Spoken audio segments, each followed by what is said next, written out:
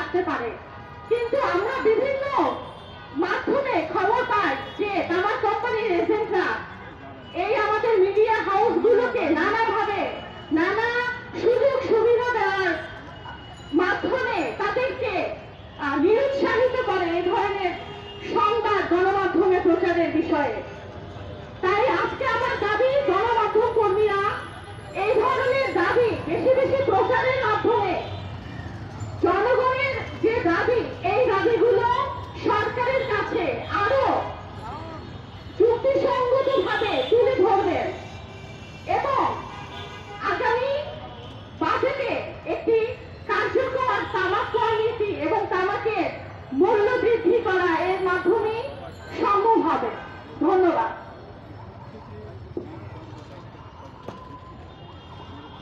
আপনারা জানেন যে তামাকজাত দ্রব্য মূল্য বৃদ্ধি এবং তামাক নিয়ন্ত্রণের ক্ষেত্রে বাংলাদেশে গণমাধ্যমগুলো গুরুত্বপূর্ণ ভূমিকা রাখতে পারে।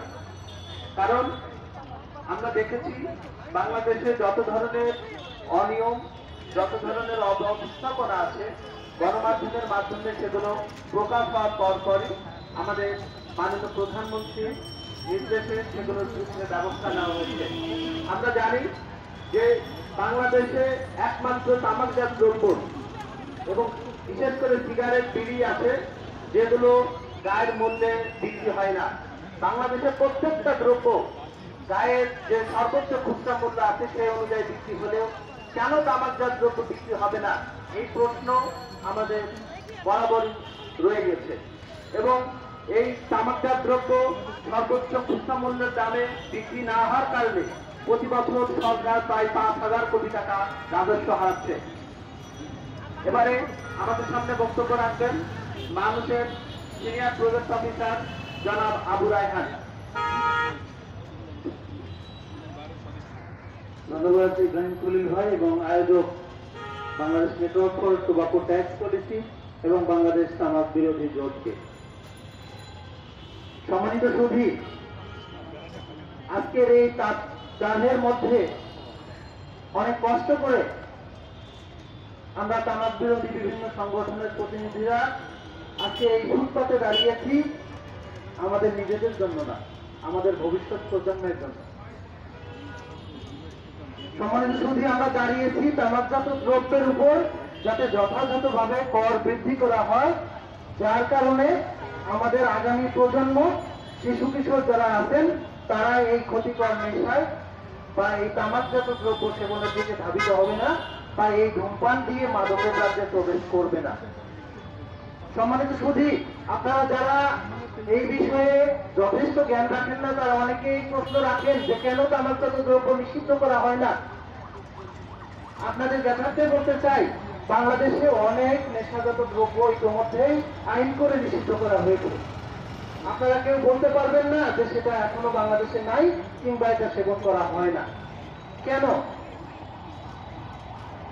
এই কেনর উত্তর হলো, মানুষ যদি সচেতন না হয়, মানুষ যদি এই নেশাজাত দ্রব্যগুলোর ক্ষতি সম্পর্কে যথেষ্ট জ্ঞান না রাখে, যদি নিজের ভালো না বুঝে, তাহলে মানুষ সেটার বিমুখ হবে না। ঠিক একই রকম ভাবে সরকার চাচ্ছে যে মানুষকে সচেতন করে তামাকজাত দ্রব্য যেগুলো আছে, বিড়ি, সিগারেট, জর্দা, গুল, খৈনি, সাদা পাতা, সেগুলো থেকে মানুষকে যাতে ক্ষতিকর দ্রব্যগুলো সেবন না করে সেজন্য সচেতনতা বৃদ্ধি করার জন্য। এবং এজন্যই তামাকজাত দ্রব্য নিষিদ্ধ আইন করে নাই, তামাকজাত দ্রব্য নিয়ন্ত্রণ আইন করেছে, যাতে মানুষকে সচেতন করা যায় এবং ক্রমান্বয়ে এই তামাকজাত দ্রব্য ব্যবহার থেকে বিরত রাখা যায়।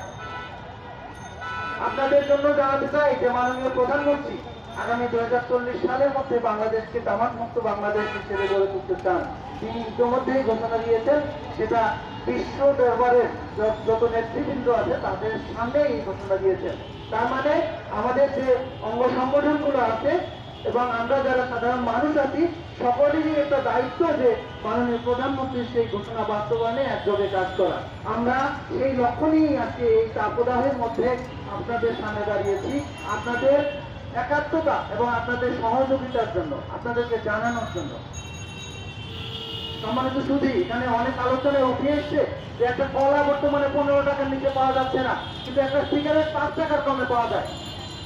তাহলে আমাদের আগামী প্রজন্ম যারা আছে, যারা এখন স্কুল গোয়িং বাচ্চা যারা আছে, যাদের ইনকাম নেই, তারা তো তাদের টিফিনের টাকা দিয়ে এই সিগারেট কিনে তারা সেবন করতে পারবে। আমরা জেনে শুনে এবং পরিকল্পিতভাবেই এই শিশুদেরকে তাহলে নেশার দিকে ধাবিত করছি, উৎসাহিত করছি। এর দায় আমাদের সকলের এবং আমাদের সরকারেরও আছে।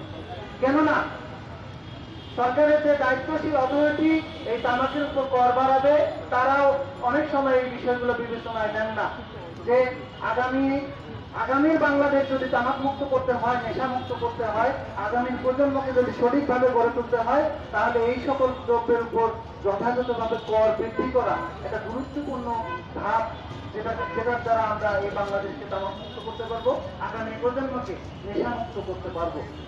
তাই আজকের এই কর্মসূচির যে উদ্দেশ্য আমাদের, যে তামাকজাত দ্রব্যের উপর যথাযথ কর বৃদ্ধির মাধ্যমে তামাকজাত দ্রব্য, শিশু এবং সকল ধরনের মানুষের ক্রয় ক্ষমতার বাইরে নিয়ে যাওয়া। আমি আশা করি আমাদের যে দায়িত্বশীল অথরিটি আছে তারা আমাদের এই দাবিগুলো মেনে নেবে এবং আগামী যেহেতু সামনেই বাজেট, সেই বাজেটে আমাদের যে তামাকজাত সংগঠনগুলোর দাবি যে তামাকজাত দ্রব্যের উপর যথাযথভাবে কর বৃদ্ধি করা হোক, সেই বিষয়টি আমলে নিয়েই এবং তামাক কোম্পানির মুনাফা যাতে বৃদ্ধি না হয় সেই বিষয়টির দিকে দৃষ্টি রেখে তামাকজাত দ্রব্যের উপর কর বৃদ্ধি করা হবে। ধন্যবাদ।